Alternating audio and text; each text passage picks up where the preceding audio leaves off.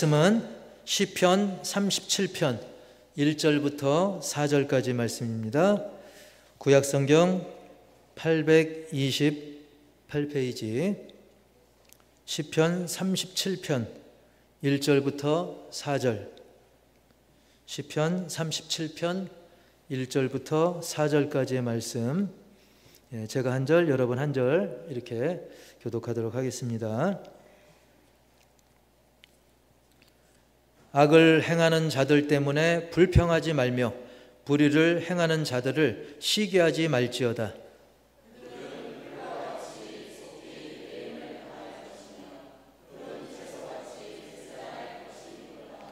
여호와를 의뢰하고 선을 행하라. 땅에 머무는 동안 그의 성실을 먹을거리로 삼을지어다. 또 여호와를 기뻐하라. 그가 내 마음의 소원을 내게 이루어 주시리로다. 아멘. 우리 제목 시작. 불평보다 하나님.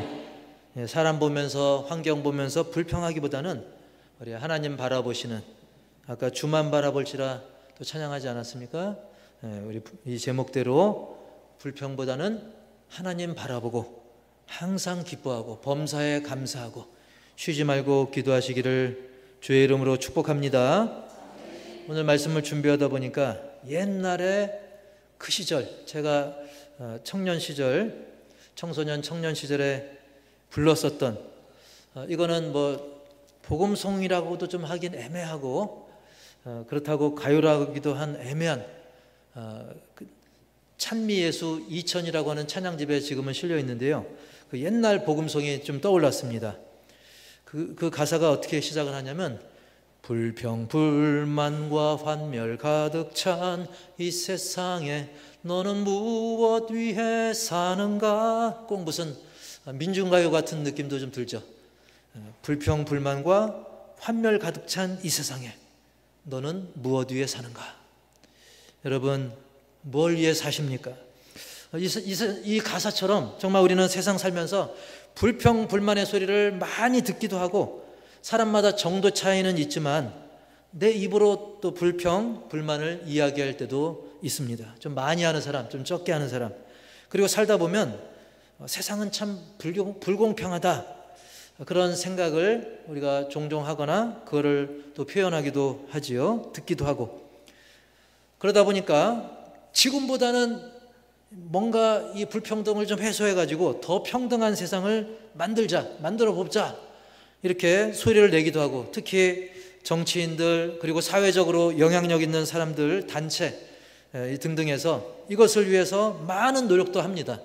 정말 평등을 위해서, 불평 불만 없는 세상을 위해서. 그러나 여러분, 그게 쉬워요, 어려워요? 어렵죠. 불평 없는 세상, 불만 없는 세상, 평등한 세상 만들기가 굉장히 어렵습니다. 이건 뭐 어려운 정도를 넘어서 불가능해 보이기까지 합니다. 왜냐하면 조금 전 그 그림을 보여준 이유가, 지금 지구촌 인구가, 저도 깜빡깜빡 하는데 옛날에 한 60억 그랬어요. 그래서 세계 챔피언을 가리켜서 60억 분의 1이라고 그랬어요. 60억 중에 제일 잘 싸운다. 근데 어느새 70억을 넘고, 제가 어제 컴퓨터를 다시 한번 조회해 보니까 지금 지구촌 인구가 82억이 넘더라고요. 근데 놀라운 것은 이 82억 인구, 이 한 명 한 명이 똑같은 생각 가진 사람이 하나가 없더라고요. 다 저마다 생각이 다릅니다. 기준도 달라요. 어떤 사람은 나는 그저 좀 마실 물이 있고, 좀 지저분해도 좋다, 마실 물이 있고 하루에 한 끼만이라도 제대로 먹었으면 좋겠다, 그게 소원인 사람도 있지만, 어떤 이는 수십억 부자임에도 불구하고 만족 못하면서 나는 언제 100억대 부자 되나, 비교하면서 막 스트레스 받는 사람도 있습니다. 심지어 뭐 생각이 똑같기는커녕 같은 사람인데도, 같은 그 한 사람인데도 어제 생각 다르고 오늘 생각 다릅니다. 환경 변화에 따라, 시간의 변화에 따라 같은 사람인데도 또 달라요. 이번 수요일 다르고 이번 주일 또 다르죠. 그렇기 때문에 만약에 이 사람의 생각을 다 통일할 수 있다면 평등이 가능하겠지만, 그리고 그 사람에게서 욕심을 없앨 수 있다고 한다면 가능하겠죠. 그러나 모든 사람에게서 욕심을 없앤다? 이것 또한 욕심입니다. 그래서 그게 가능하다고 한다면 불평 없이 모두가 행복을 느끼면서 사는 게 가능하겠지만 그건 불가능합니다. 왜냐하면 우리 사람이라고 하는 존재는, 인간이라고 하는 존재는 똑같이 찍어내는 로봇이 아니죠. 그리고 그저 먹고 숨쉬고 본능대로만 살면 되는 그런 동물과 다른 존재입니다. 유일하게 영혼이 있습니다. 사람에게만 유일하게 영혼이 있는 존재고, 그렇기 때문에 먹고 사는 문제가 해결된다 해도 영혼 깊은 곳까지 채워지지 않으면 진정한 만족, 순간 만족이 아니라 진정한 만족을 채워줄 수 없는 그런 존재가 바로 사람인 것입니다. 그리고 조금 전 말씀드린 것처럼 셀 수 없이 많은 사람들 중에 어느 누구 하나 똑같은 사람은 없는 것입니다. 아주 특별한 존재라는 것이죠. 심지어 구별하기 없는 쌍둥이라도, 구별하기 어려운 쌍둥이라도 생각이 달라요. 그렇게 하나님께서 우리를 각각 개성 있게, 다르게, 유일하게, 특별하게 만드신 존재이기 때문에 진정한 평등은 있을 수가 없고, 그렇기 때문에 우리가 불평 없이 완전 평등하게 우리가 살아간다는 것은 인력으로는 이게 불가능한 거죠. 근데 이것에 대해서 아주 쉽게 예를 든 분이 계시더라고요. 서울의 청운교회 이필삼 목사님이라고 계시는데 그분이 좋은 예를 들었던 게 기억이 납니다. 이건 만약입니다. 혹시라도 착각하면 안 돼요. 만약에 오늘 예배가 끝나면 여러분 그동안 수고도 많이 하셨고 또 장마철에 얼마나 꿉꿉하고 힘드셨습니까? 여러분 나가실 때 1인당 현찰 100만 원씩 받아가세요 라고 제가 광고를 했다고 칩시다. 이거 만약입니다. 진짜가 아닙니다. 근데 정말 나가는데 여러분이 100만 원씩 정말 안내위원이 이렇게 100만 원씩 현찰을 주는 거예요. 여러분 기분이 좋아요? 안 좋아요? 좋죠. 100만 원 받으면 다 좋잖아요. 이거 가지고 벌써 100만 원 하면 이거 가지고 뭐 할까? 밀린 밥값 쓸려나? 아니면 누구 뭐 주저했던 걸 사나? 여러 가지 생각할 거예요. 근데 과연 다 행복할까 했을 때 지금 당장은 행복할 것 같습니다. 다. 그리고 혹시라도 100만 원 저는 됐습니다. 그냥 목사님 용돈 쓰세요. 혹시 그럴 분 계신가요? 근데 그러기는커녕 처음에는 낭만적으로 좋게만 생각하다가 이제 나중에는 이제 집에 가서 또는 점심 먹으면서 여러 가지 비교의식이 사람에겐 싹 틀 수 있어요. 가만히 생각해 보니까 저분은 교회 나온 지 얼마 안 된 분인데 100만 원을 받네. 그렇게 크게 수고한 게 없는데 나는 몇십 년 나오고 그동안 내가 호산나 교회 헌금한 게 얼만데 내가 또 뭐 삽질도 하고 충성 다 했는데 저 양반은 더 받네. 그럴 수 있어요. 그리고 또 어떤 사람은 그럴 수 있습니다. 아니 한 명 한 명 다 주는데 나는 우리 가족이 사정상 나밖에 못 와서 딱 100만 원 받았는데 아니 저 집은 오늘 할머니도 오고 손자도 오고 또 단일화 누구 와서 6명이나 600만 원이나 받아? 아니 혹시 목사님께서 저 문자 카톡으로 오늘 100만 원 줍니다 미리 알려준 거 아닌가? 이럴 거면 지난주 주보에 광고하셨어야지. 이런 비교의식이 생길 수 있다는 거예요. 그리고 만약에 제가 지난주에 광고를 했다 칩시다.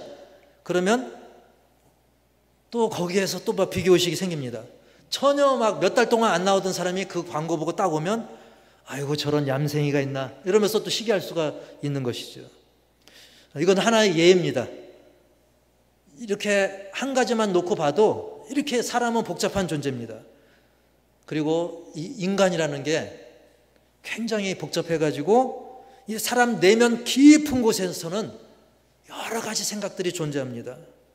딱 잘라 말할 수 없는 여러 가지 복잡한 생각들, 욕심, 비교의식, 그로 인한 불평이 언제라도 튀어나올 수 있는 거예요. 심지어 99억 9,990만 원 가진 사람은 10만 원 가진 사람 거 뺏어서라도 100억 채우고 싶은 게 인간의 욕심입니다. 그러다 100억 채우면 만족하나요? 아니죠. 1000억을 향해 달리는 겁니다. 100억이 되면 200억, 300억, 500억, 1000억을 향해 달리는 거죠. 우리가 멀리서 찾을 거 없이 아담과 하와 어떻습니까? 아담과 하와. 아담과 하와는 그야말로 세상을 다 가졌던 사람입니다. 100억, 1000억이 문제가 아니에요. 하나님께서 세상을 다 맡겼어요.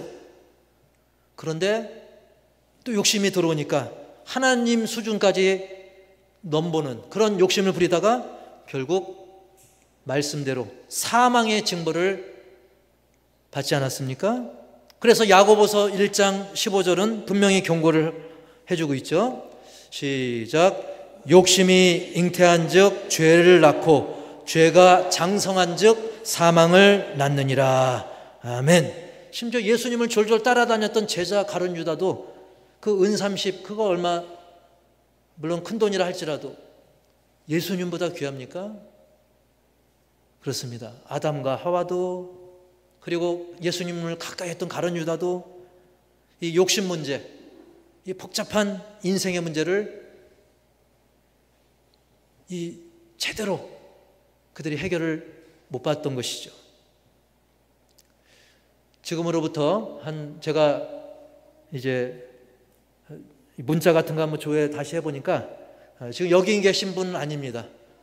한 8년 전쯤에 전에 어떤 분께서 우리 교회 점심시간이 되면 우리 교회가 그래도 얼마나 점심이 풍성합니까? 거기서 식사 시간에 항상 그 눈빛이 마치 그 600만 불의 사나이, 그 미국 영화, 미국 드라마 600만 불 사나이처럼 그냥 정신없이 눈으로 도도도도도 내 상 보고 저 상 보고 과연 저쪽 밥상은 더 많이 차렸나, 내 밥상은 더 부족한가, 빠진 거 없나, 거의 본능적으로 이렇게 막 하시더라고요. 그게 나쁘다는 뜻이 아닙니다. 인간의 본능이 그렇다는 거예요. 솔직히 우리는 아프리카 난민이나 북한보다 뭐 수십 배, 수백 배 잘 살아도 중요한 건 뭡니까? 내 옆 사람은, 내 주변이 나보다 나은가, 나는 뭐가 부족한가, 이게 더 중요해요. 이게 바로 인간의 욕심인 것이죠. 그런데 이런 인간 내면의 욕심을 계산 못하고 그저 낭만적으로 지상 천국을 꿈꾼 사람들이 있는데 바로 공산주의, 사회주의. 그들은 어떻습니까? 이루는 기가 막힙니다. 우리 다 같이 똑같이 일합시다. 우리 다 똑같이 나눕시다. 생각은 그럴듯한데 현실이 그게 됩니까? 그렇지 않죠. 인간의 내면 문제, 욕심 문제, 다양성의 문제, 개성의 문제, 쌍둥이도 다른, 100이면 100, 72억이면 72억 다 다른 이런 개성을 그들이 생각 못하고 결국은 실패하고 말죠. 물론 뭐 자유민주주의, 자본주의 사회도 물론 여러 가지 맹점들이 있습니다. 하지만 그걸 최소화하려고 노력은 하지만 물론 맹점이 있어요. 그러나 이 공산주의, 사회주의 같은 경우는 오히려 그런 병폐가 있음에도 불구하고 민주주의나 자본주의가 병폐가 있음에도 불구하고 그걸 지적하고 비판하지만 그들은 민주주의보다 못 사는 정도가 아니라 오히려 극악무도한 학살도 이루어지고 비인간적인 일들이 비일비재하게 일어나고 있죠. 우리는 뭐 가까이 북한을 통해서도 잘 알고 있지 않습니까? 그리고 베네수엘라 같은 경우도 베네수엘라를 비롯해서 일부 국가들이 어떤 국민들에게 인기를 얻고자 공평하게 막 퍼주는 정책들을 실제로 해봤는데 처음엔 인기를 얻어요. 막 국민들한테. 처음엔 좋다가도 방금 말씀드린 대로 이 한 명 한 명이 다 다른 개성과 인격체라는 사실, 그리고 모든 인간에게 있는 욕심과 그런 비교의식 때문에 결국은 더 나라 경제가 추락하고 인권은 더 떨어지는 것을 우리는 많이 볼 수가 있는 것입니다. 왜 그렇습니까? 하나님께서는 우리 한 사람 한 사람을 귀한 인격체로 지으셨는데 이런 하나님의 법칙을 무시하고 마치 똑같이 찍어낸 영혼 없는 로봇이나 그리고 단순한 동물들처럼 그저 평등 공평이라는 이름으로 똑같이만 하려다 보니 오히려 부작용이 더 커진 거예요. 그러니까 막 그곳에서 막 의사들이 다 다른 나라로 다 이사 가버립니다. 이민 가버립니다. 의사나 지식층들이 다 이사 가버려요. 그러므로 우리는 어떤 인간적인 그런 헛수고 시간 낭비보다는 과연 하나님께서는 우리에게 말씀을 통해 뭐라고 말씀하시는가? 우리 믿음의 사람들도 간혹 이 세상의 불공평한 모습, 또 불의한 모습, 오히려 악한 자가 잘 되는 것을 보면서 불평불만할 수 있거든요. 그래서 우리는 과연 하나님께서는 우리에게 어떻게 말씀하시는가? 오늘 본문을 통해서 첫 번째, 우리 1번 다 같이 읽어봅시다. 시작. 하나님을 의뢰하며 선을 행하라. 아멘. 우리가 당장 보이는 모습들 때문에 행악자들이 악을 행하는 자들이 잘 나간다고 해서 그거 가지고 고통받고 막 괴로워하고 불평하지 말라는 거예요. 왜? 지금 당장 보이는 그게 다가 아니기 때문이죠. 그래서 1절과 2절에서 이렇게 말씀합니다. 시작. 불의를 행하는 자들을 시기 하지 말지어다. 그들은 풀과 같이 속히 배임을 당할 것이며 푸른 채소같이 쇠잔할 것임이로다. 아멘. 밖에 상추나 고추나 뭐 가지나 뭐나 막 쌩쌩하지만 당장은 그렇게 푸릇푸릇해도 그것을 따가지고 놓으면 금방 시들시들해집니다. 아름다운 장미꽃도 때가 되면 완전히 말라 비틀어지게 되는 거예요. 당장만 보고 우리가 섣부르게 판단하지 말라는 것입니다. 교회 안에서도 마찬가지죠. 우리가 교회 안에서도 세상 잣대로 세상 기준으로 보다 보면 때로는 실망할 수 있어요. 아, 교회가 이래야 되는데 저래야 되는데. 하지만 그게 다가 아닌 거예요. 교회는 점점 세워져 가는 과정이 있는 겁니다. 전지전능하신 하나님께서 지금도 주님의 몸된 교회와 여기 있는 하나님의 자녀들을 계속적으로 이끌어가고 계심을, 그것이 현재 진행형임을 믿으시기 바랍니다. 하나님의 자녀임에도 우리가 아직 완벽하진 않죠. 그렇기 때문에 지금 과정 속에서는 여러 가지 어려움이 있을 수 있습니다. 눈살 찌푸려질 일이 보일 수 있습니다. 제가 이번 종탑 공사를 통해서도 경험을 했는데, 종탑 그 사진을 보여주시면 이제 종탑을 떼어내고 저 가운데 있는 게 작은 십자가가 옛날 거고 거기 뭐 자세히 보이지 않아도 거기에 틀이라든지 이게 막 찌그러지고 엉망입니다. 사실 확대해서 보면 그거를 이제 신형으로 좀 큰 십자가로 바꾸고, 그리고 이제 공사를 해가는데 저게 중간 과정이에요. 저는 순간적으로 놀랐어요. 내가 상상했던 그림이 아닌데 꼭 송전탑 비슷한 느낌이 드는 거예요. 차라리 옛날 게 날 뻔했나? 제가 순간 식겁을 했습니다. 그러나 다 완성이 되고 알고 보니까 그 빈 공간을 빼곡하게 저렇게 채워주더라고요. 근데 그 중간 과정일 때는 저렇게 사람이 올라가서 이렇게 작업을 하고 있는데, 중간 과정에서는 아이쿠, 내가 이거 선택을 잘못했나? 막 그런 생각이 들더라고요. 그러나 다 완성이 돼서 조명이 켜지고 또 은은하게 쏴주고 하니까 너무 아름답게 되고, 또 저 사진을 본 많은 또 다른 분들이 굉장히 부러워하면서 격려도 많이 받았습니다. 우리의 삶이 그런 거예요. 우리는 지금 과정 속에 있습니다. 그 과정 중에는 여러 가지 막 중간에 뭐 이제 옛날 그거 처리해야 되고, 그리고 막 찌그러진 거 보이고, 또 옥상 올라가 보면 거기에 막 쓰레기도 있고 막 새가 막 싸놓은 것도 있고 지저분합니다. 하지만 과정이니까 그렇습니다. 나중에 마무리가 되니까 깔끔하게 아름답게 잘 된 거죠. 우리 하나님을 그렇게 이루시는 하나님을 신뢰하시기 바랍니다. 그래서 3절 초반에 그렇게 말씀하잖아요. 3절 앞부분 시작. 여호와를 의뢰하고 선을 행하라. 의뢰하라는 것은 믿으라는 거예요. 신뢰하라는 거예요. 의지하라는 겁니다. 그리고 거기에는 성경원어로 안심하다, 안전하다는 의미가 있어요. 우리가 하나님을 의지하고 믿을 때 그것이 바로 안전한 곳이 되는 겁니다. 우리의 영혼이 안전함을 누리게 되는 곳이 되는 것입니다. 그렇기 때문에 우리는 근심하고 불평할 시간에 할 일을 하는 게 더 지혜로운 것입니다. 그래서 3절 말미에도 읽어봅시다. 시작. 그의 땅에 머무는 동안 그의 성실을 먹을거리로 삼을지어다. 아멘. 우리가 머무는 땅에는 여전히 부조리하고 어려움이 있죠. 불평거리가 있죠. 하지만 땅에 머무는 동안 우리는 불평 불만하기보다는 그의 성실함, 하나님의 성실하심을 우리의 먹을거리로 삼을지어다. 이게 무슨 뜻이냐면 우리 2번 다음 페이지 제목 시작. 하나님의 성실을 먹을거리로 삼으라.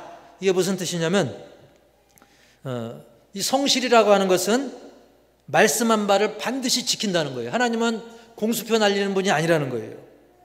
그것을 마치 먹을거리로 여기라는 것입니다. 하나님의 성실하심을.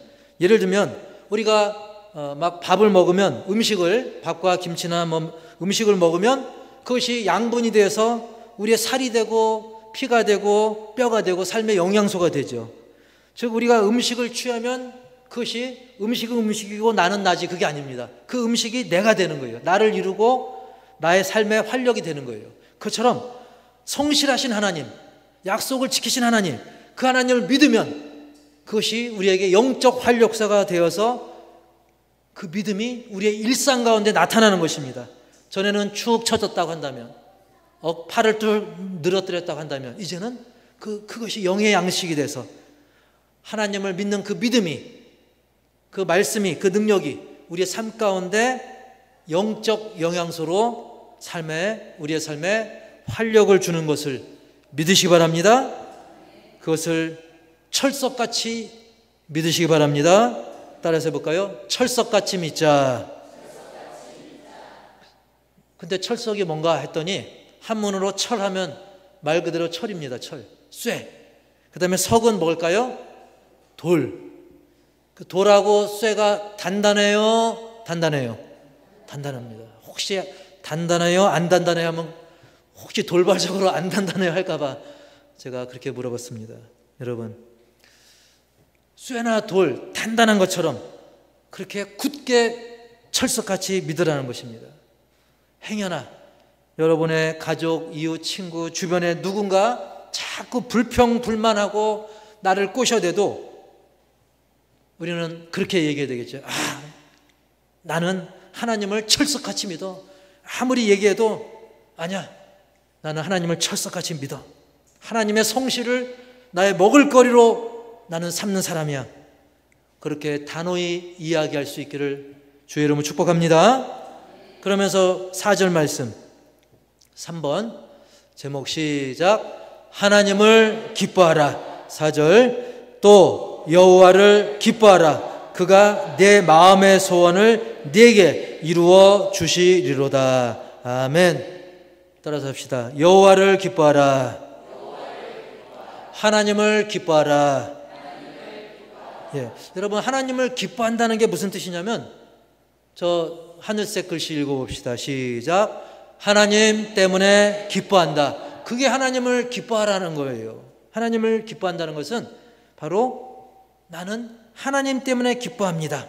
전에는 세상에서 길 가다 돈이라도 주어야 기뻐하고 뭔가 세상 조건에서 뭔가 좋은 일이 있어야 기뻐했다고 한다면 이제는 세상 없어도 전지전능하신 하나님, 날 구원하시고 내게 영생 주시는 하나님을 아버지라고 부를 수 있기 때문에 나는 어떤 상황에서도, 어떤 환경, 어떤 형편에서도 이제는 하나님 때문에 나는 기쁘다.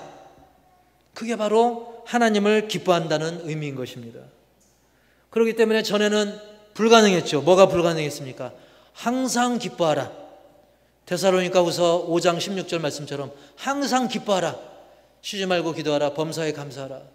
이는 그리스도 예수 안에서 너희를 향하신 하나님의 뜻이니라. 이게 불가능했어요. 아니, 어떻게 항상 기뻐합니까? 하지만 이제는 가능해졌어요. 왜? 하나님을 기뻐하기 때문에. 어떤 조건 때문이 아니라 하나님 때문에 기뻐할 수 있기 때문에. 이게 되네? 믿음이 있으니까 되는 것입니다. 전에는 안 됐는데 어떻게 사람이 항상 기뻐합니까? 그래서 때로는 사도 바울처럼 감옥에 갇히더라도 거기서 찬양하고 기도하지 않습니까? 거기서도 간수를, 감옥 지키는 사람을 전도하지 않습니까? 저도 전에는 운전하다가, 요즘은 내비게이션이 있지만 전에 내비 없을 때는 제가 길눈이 어두워가지고 길을 잘못 들 때가 많아요. 그럼 하면서 짜증이 확 밀려오는데 나중에는 그렇지, 항상 기뻐야지. 그러면서 어떤 생각을 하게 되냐면, 운전하다가 길 잘못 들면 그래, 어쩌면 저쪽 길로 제대로 갔으면 사고 났을 수도 있지, 뭔가 뜻이 있겠지. 그러니까 오히려 기뻐하게 되더라고요. 운전하다가 또 길이 막혀요. 보니까 어떤 차가 사고가 났어요. 옛날 같으면 아유, 저 운전 좀 제대로 해야지, 저렇게 사고 나서 나 바쁜데 저렇게 길을 막히게 해, 불평불만했다고 한다면, 이제는 그 영혼을 좀 불쌍하게 생각하게 되고, 길이 막히더라도 그래, 나는 사고 안 당한 게 얼마나 다행인가. 여러분, 길이 좀 막히더라도 사고 안 당한 게 감사한 거잖아요. 어떤 상황에서도 이제는 기뻐할 거리를 찾게 되는 거죠. 그게 바로 여호와를 기뻐하는 것입니다. 더 나아가서 하나님을 기뻐함과 동시에 이런 기쁨을 주신 하나님을 우리가 이제는 기쁘게 해드려야 되는 거예요. 예를 들면 가정에서도 내가 부모님을 기뻐한다, 즉 부모님 때문에 기뻐한다고 했다면, 이제는 부모님을 기쁘시게 해드리는 게 더 효자가 되는 거 아니겠습니까? 그래서 우리는 여태까지 그전에는 불평불만했지만, 이제는 하나님을 기뻐하시고 더 나아가서 하나님을 기쁘시게 해드리는 그런 믿음의 업그레이드, 기쁨의 업그레이드가 되기를 주의 이름으로 축복합니다. 반면에 이 불평불만은 아주 전염성이 큽니다. 주변에 자꾸 누가 짜증난다, 또 불평을 막 하다 보면, 비판하고 자꾸 불평하다 보면 갑자기 그 주변 분위기가 쏴해지죠. 결국 불평은 마치 영적으로 독감, 그리고 우리가 잘 알고 있는 코로나 바이러스처럼 내 가족, 이웃, 공동체에 악영향을 줄 수가 있어요. 전체 분위기를 주님이 원하시지 않는 분위기로 이끌 수도 있습니다. 그래서 우리가 자꾸 불평불만하다 보면 내가 복의 통로로, 기쁨의 통로로 쓰여져야 되는데, 자꾸 내가 불평불만, 죄악의 도구가 되는 그런 어리석음에 빠질 수 있다는 것이죠. 사랑하는 성도 여러분, 어차피 세상에는 내가 굳이 불평하지 않아도 그런 사람들이 세고 셌습니다. 특히 교회에 대해서, 교인들에 대해서 비판하는 사람들 지금 넘칩니다. 인터넷에서도 어차피 넘쳐요. 유튜브에서 넘칩니다. 굳이 내가 왜 거기에 그걸 보탭니까? 그런 사람들이 넘치는데 우리가 굳이 거기에 내가 불평불만을 보탤 이유가 전혀 없는 것이죠. 그러나 그래도 반대로 감사한 게 뭐냐면 좋은 것도 전염성이 강합니다. 할렐루야. 예를 들면 우리 여선교회, 남성교회 성도님들 식사하고 그러면서 보면 한두 명이 웃으면 웃음이 넘치더라고요. 박장대소 하면 그것이 불이 번지듯이 좋은 것도 전염이 되더라고요. 그리고 예배 초반에 찬송을 부를 때도 때로는 양반들이 좀 많으셔가지고 서로 눈치 보면 박수를 잘 안 치다가도 한두 명 박수 치다 보면 박수도 번지는 걸 볼 수가 있습니다. 좋은 것도 번지는 것입니다. 그렇게 좋은 것을 퍼뜨리는데, 기쁨을 퍼뜨리고 감사와 그리고 기쁨과 기도를 퍼뜨리는, 그렇게 쓰임받기를 축복합니다. 질문 드려보겠습니다. 하나님을 의뢰하고 선을 행하며 하나님의 성실을 먹을거리로 삼고 하나님을 기뻐할 것인가? 아니면 반대로 불평으로 나 자신이 그런 죄의 바이러스를 퍼뜨리는 독소처럼 쓰임받을 것인가? 이 질문 물론 물어보나 마나죠. 우리 모두 하나님을 의뢰하시기 바랍니다. 선을 행하고 하나님의 성실을 먹을거리로 삼으면서 하나님을 기뻐하고 하나님을 기쁘시게 해드리시기 바랍니다. 그래서 오늘 함께 하신 우리 모두 빠짐없이 지금 당장에 눈앞에 보이는 것들, 당장에 내 귀에 들려오는 것들, 그것들로 인해서 불평하기보다는 쇠와 돌, 철석보다 더 견고하고 변함없이 반드시 그 말씀대로 이루시는 하나님을, 그리고 그 말씀을 신뢰하시고 적극적으로 하나님이 원하시는 삶을 하루하루 살아가시기를 축복합니다. 우리 마지막으로, 그렇기 때문에 우리 오늘 읽지 않았기 때문에 8절과 9절 읽고 마치도록 하겠습니다. 저 웃음처럼 우리가 진정한 주님으로 인한 기쁨, 행복, 감사를 퍼뜨리기를 바라는 마음으로 우리 다 같이 8절, 9절 시작. 분을 그치고 노를 버리며 불평하지 말라. 오히려 악을 만들 뿐이라. 진실로 악을 행하는 자들은 끊어질 것이나 여호와를 소망하는 자들은 땅을 차지하리로다. 아멘. 기도하겠습니다.